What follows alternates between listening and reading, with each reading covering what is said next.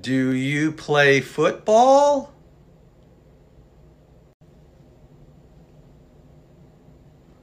Are you happy today?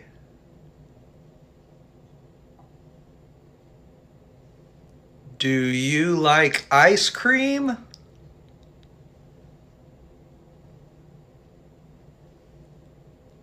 Are you comfortable?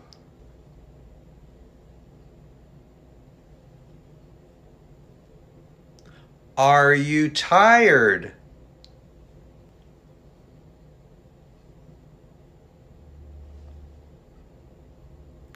Are you a student? Are you plus adjective like cold or hot? Are you cold? Are you hot?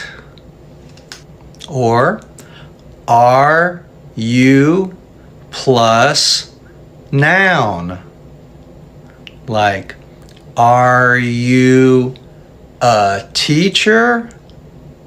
Are you a student? Do you plus verb like do you eat? Do you drink? Should you use do or are for these three questions?